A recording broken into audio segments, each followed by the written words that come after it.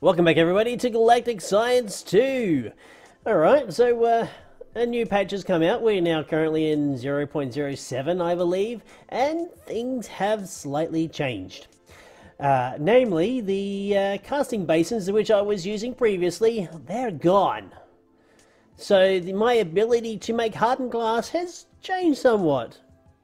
And to be quite honest, for the better. It's a little bit easier, well, it's a little bit more incremental, which is, I think is something that Kathleen is actually desiring, and you need a block of lead now, rather than the, I think half an ingot, I think it was taking, and a piece of obsidian will net you the hardened glass. Now, that in said is not exactly a bad thing. Considering if we go to my fluids say here and I go to the molten lead, I've got nearly a kilo bucket worth of lead, which is quite a fair bit. Right, so what have I been doing in between times? Okay, let's go up to the platform that I've erected here, and we have got some explaining to do. Okay, firstly, this side of the applied energistics line, we have the setup for making rubber. Now, the way I've had to succumb, I have basically had to lift my ban on using extra utilities extraction nodes. I've resisted so far, but now I find I need them, because making rubber, if we just go yonder,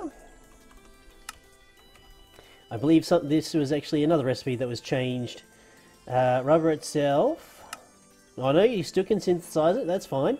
Yes, it requires a lot of carbon and a lot of hydrogen. So, I'm using my Applied Energistics 2 network to store all my chemicals. These chests here, this one it actually should have hydrogen in it, which it does not. Hello cat, how you doing? It's not an episode without the cat. So we're using these chests here as kind of like hoppers, storing an amount of carbon. Hello. Yes, I know you want attention. Yes, pay attention to me, senpai. Alright, so then we're extracting those with the transfer nodes. With the stack upgrades we were generously given with our quest reward from a little while ago, excuse me, and they are piping into rationing pipes, which goes into our chemical synthesizers. Of course, making things easy, we only get one stack of each particular chemical in here and in here, which prevents flooding. And eventually, well, because it's not an even amount of carbon to hydrogen, the ratios, you will get, obviously, this area down here basically flooded with carbon, no ability to have hydrogen, and your system will stall. Come on, Mango, let me just play, jeez. Alright, so the results for these two synthesizers are going into a synthesizer over here. And, oh really? Okay. So they're going into this machine, making the polyisobutylene rubber. The one thing that we got down here, that's getting extracted by a thermodynamics pipe and going all the way over to this synthesizer over here, this one here. The reason I did move this synthesizer over to this particular power connection to my cryo-stabilized flux duct is because this requires an inordinate amount of power to actually make one of these.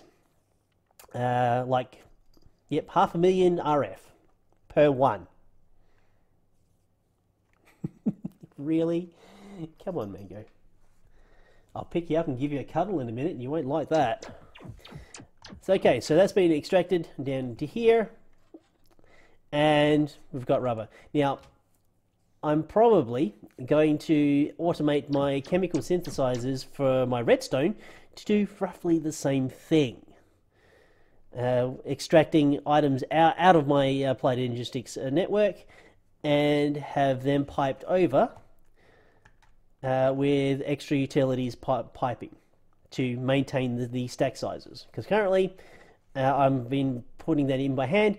I have to really automate this. So after all said and done, I've got about 3.5 stacks worth of rubber, which will be handy later on. But for right now, it works. Now, the reason why I've been doing that is because we want to speed up this thing.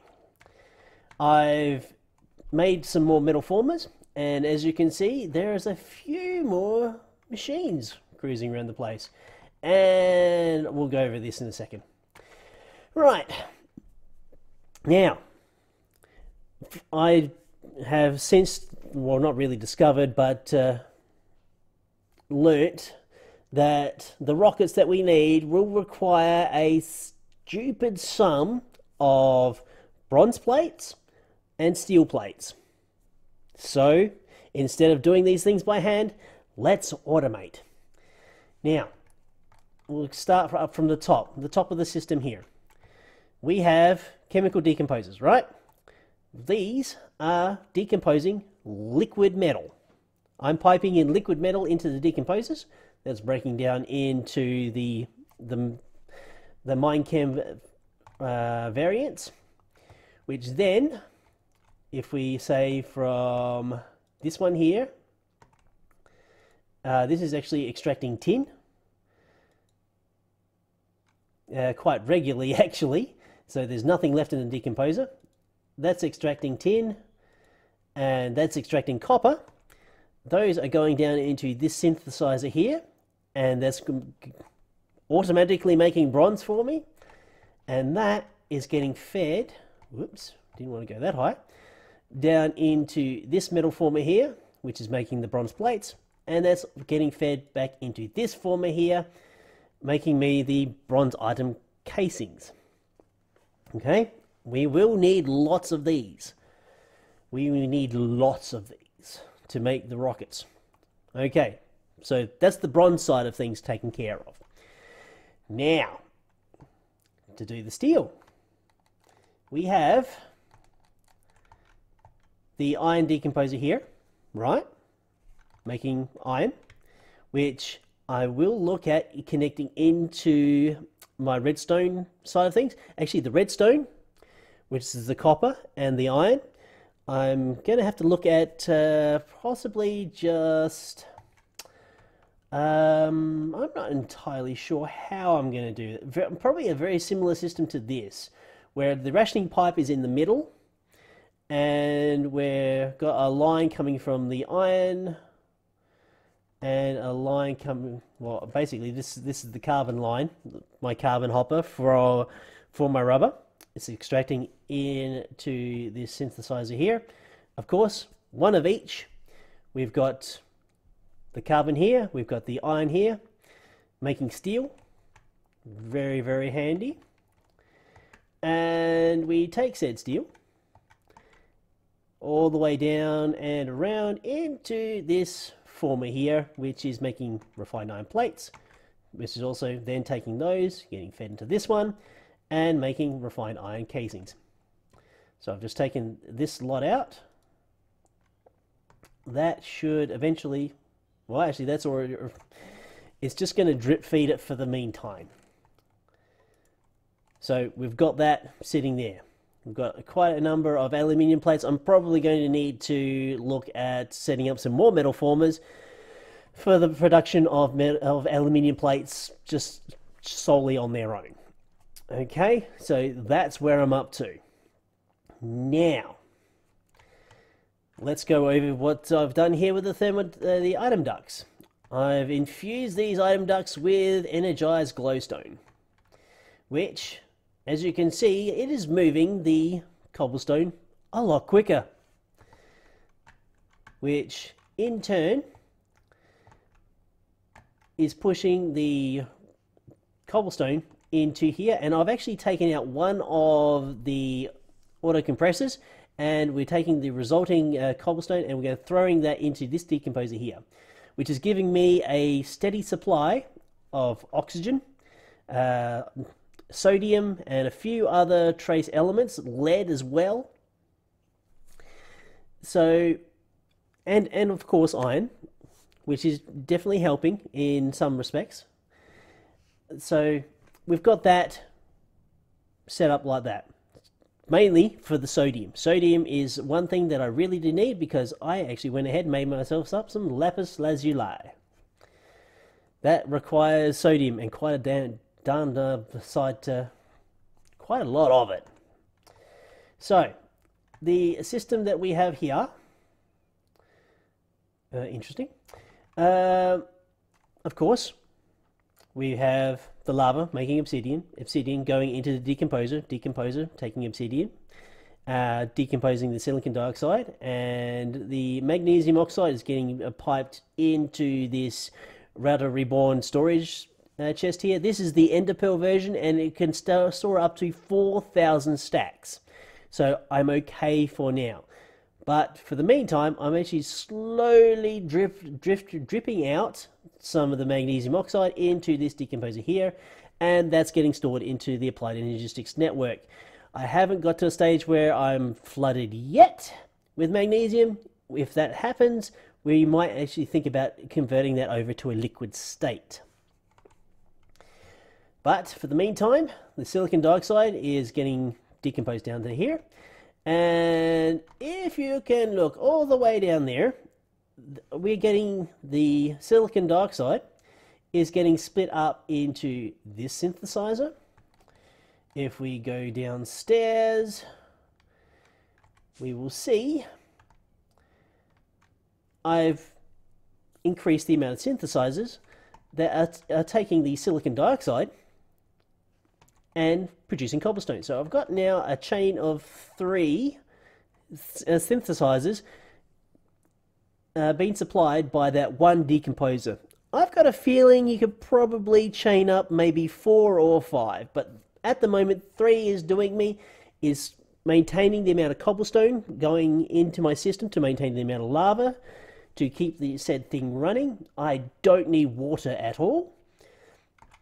And as a bonus for later on down the track, the eventual compressing of the said cobblestone, we're now sitting at nearly 3 stacks of quadruple compressed cobblestone. So bedrockium, not an issue. Not yet anyway.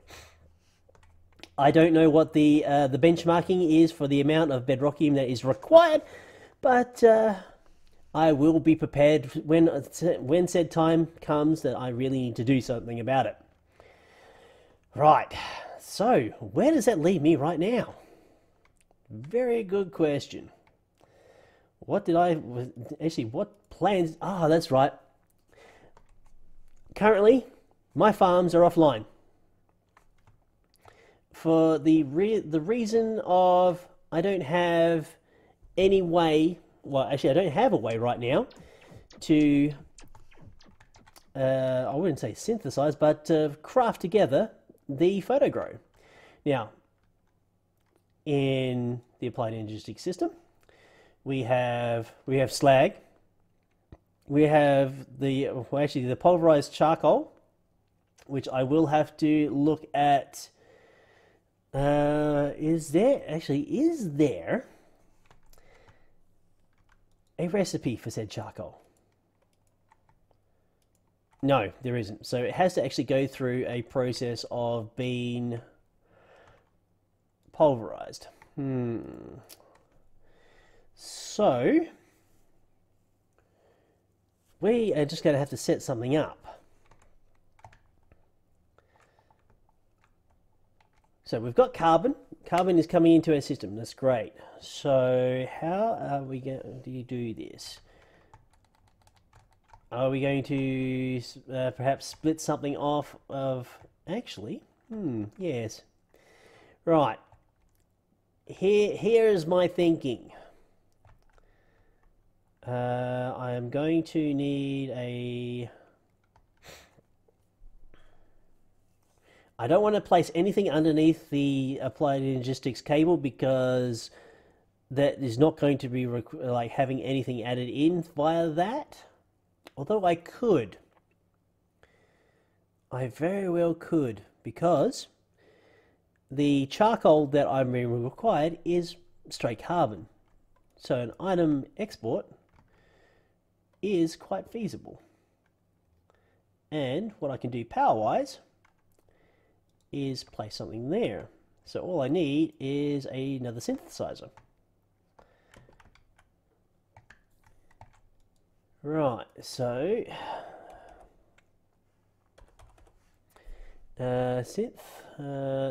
why is that? There we go. Okay, the only thing I'm missing out is iron there, so that's fine. Iron blocks. I've really got to... Actually, no, I like keeping the my iron supply... I do like keeping my iron supply liquid. It gives me the option. Although what I really should do is investigate having a tap-like system when it comes to the amount, like just to getting straight iron. It would be nice.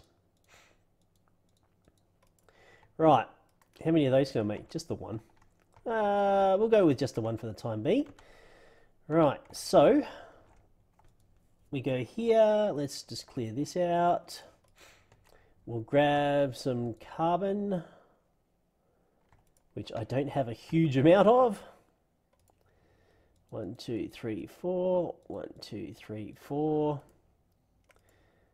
Right, so we just grab one of those.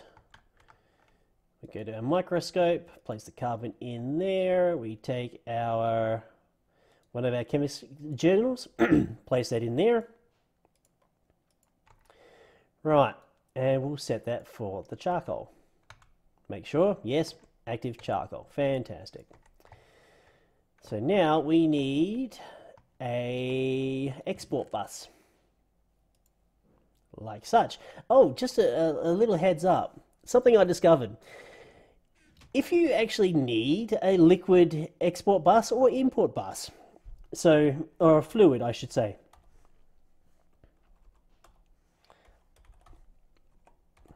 Say, fluid export bus, right? You can do it this way, or you could do it that way. Making up a piece of lapis lazuli and placing it with a ME export bus, you can make it into a fluid one. Now, I don't know if you can actually go the other direction. No, you can't. So if you get stuck and you need a little bit more flexibility with your fluid stuff, that's a way. I don't know if that is something that was missed or something that was added intentionally. So it's going to be interesting to find out. Right, so we got our synthesizer. We have our export bus. Do we have any? Oh, yes, we can get ourselves some carbon. Place that in yonder. That is filling up power, active charcoal. Boom, done. Right. So we can just place that in there. Then we are going to require means of getting the charcoal down into our pulverizer. And I think we're actually going to move this pulverizer. Yep, doesn't have much in it. That's fine.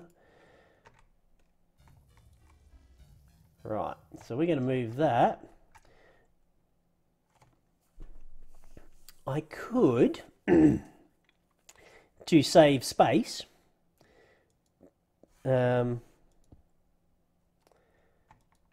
just grab that again, try and squeeze my way up there,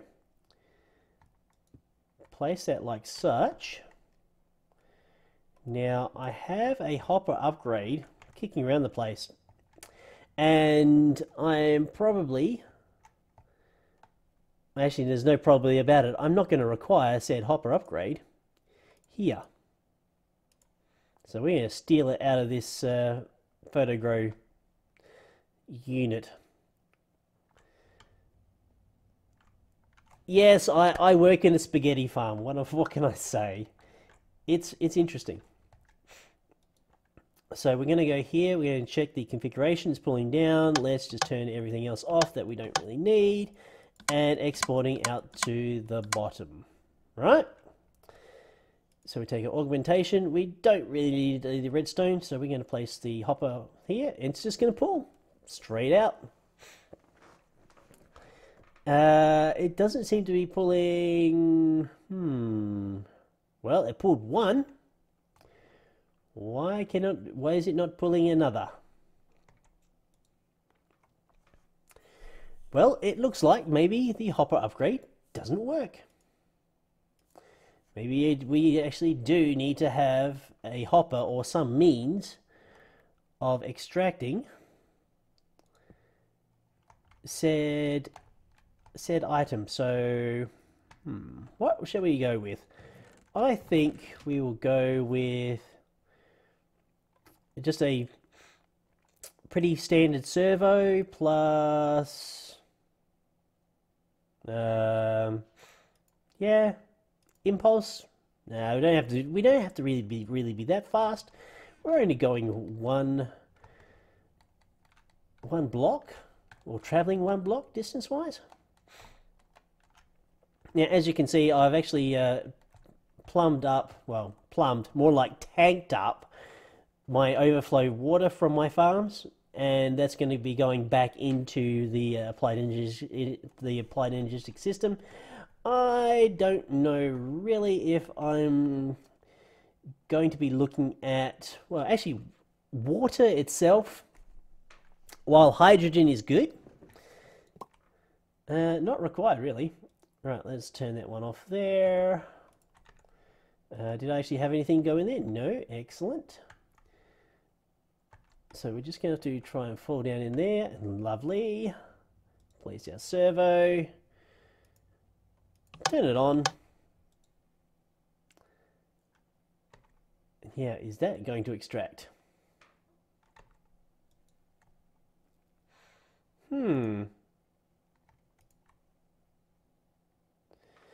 Well, I've just taken all that charcoal out. Why is it not extracting?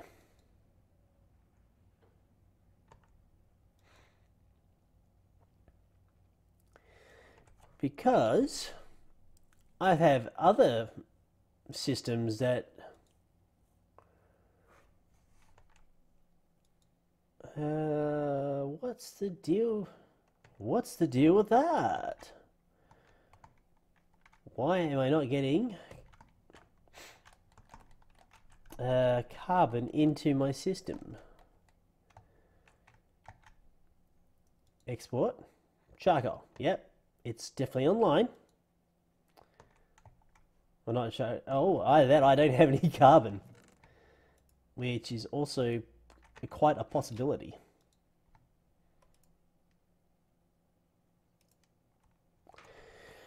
Right.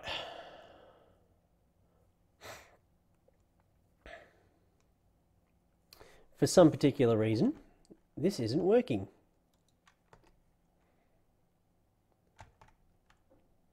Then why is it extracting?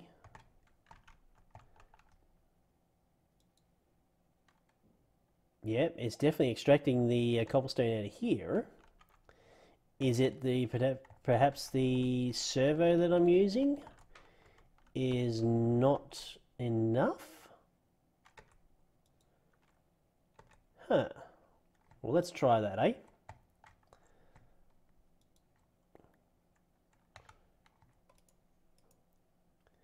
Okay, item duct. Actually, let's go for, no, they're opaque. Okay, so item duct goes in there. Just double check the configuration. No, that seems to be good. Right, I haven't actually run across this problem before. Is it something to do with the servo, perhaps? Because I did try and use the base level of servo, where majority of other things I've actually used a Singularium servo. So let's try that.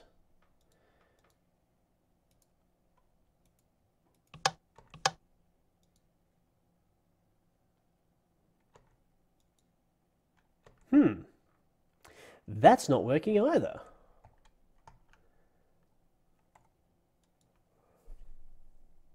Huh.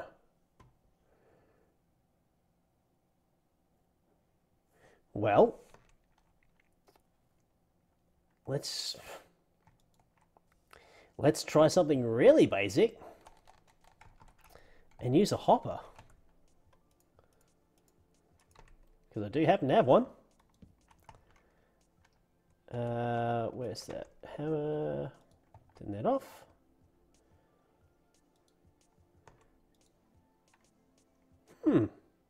Well, actually, it doesn't have enough carbon in it now. Exporting carbon. Do I have any carbon in the system? Carbon nanotubes. Actually, no, I don't. Wow. Yeah, I really actually need to start my farms up pretty damn desperately, actually. There we go.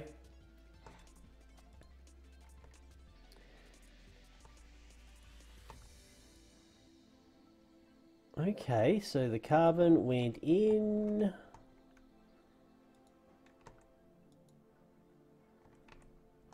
Did it by chance actually all go in there? Huh.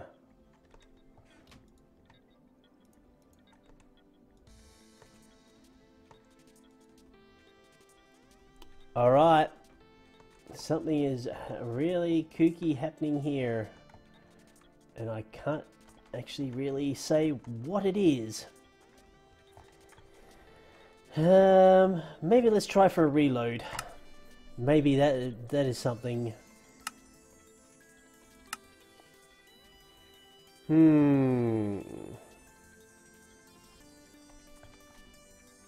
So that is pretty much where I'm up to, folks. I have to start automating the okay. Oh no, there we go. You just wanted a game reload. So now we've got the carbon that we require. We're going to try and ship out the carbon.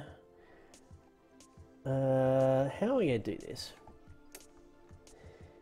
If I run a pipe from my pulverized carbon, I've also going to need a minecam setup for nitrate. Is it? Let's have a look. Phytogrow.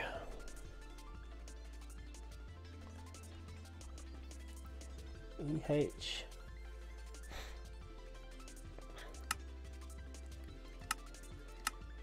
Where is the Phytogrow recipe?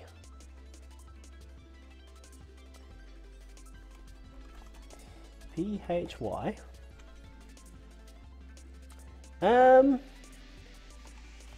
Interesting. The recipe for Phytogrow is actually missing.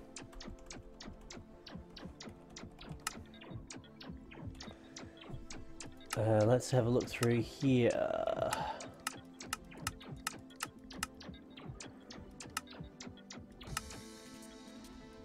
Which is actually kind of really bad. Yeah.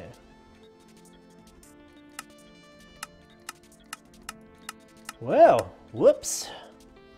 I can't seem to find the Phytogrow. It's not there at all. Yet.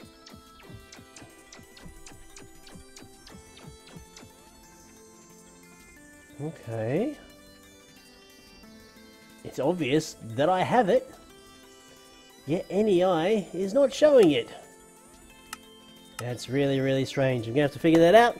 Alright folks, if you enjoyed the episode and enjoyed the series thus far, do go ahead and click that like button. And of course, if you're interested in anything else I've done in the past, do go ahead and check out some of the playlists over to the right hand side. I've been Raetac. I'll see you next time.